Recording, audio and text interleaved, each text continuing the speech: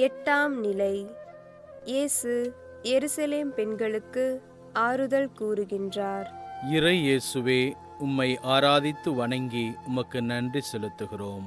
ஏனெனில் புனித பாரமான சிலுவையை கொண்டு உலகத்தை மீட்டீர்.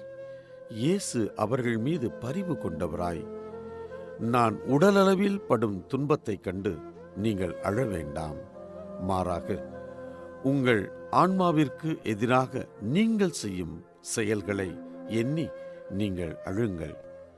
உடல் துன்பம் இவ்வுலகில் மறையும், ஆனால் நம் பாவச் செயல்களால் நம் ஆன்மாவிற்கு நாம் தரும் துன்பம் நமக்கு முடிவில்லா வேதனையை கொடுக்கும் என்பதை நாம் உணர்ந்திருக்கின்றோமா?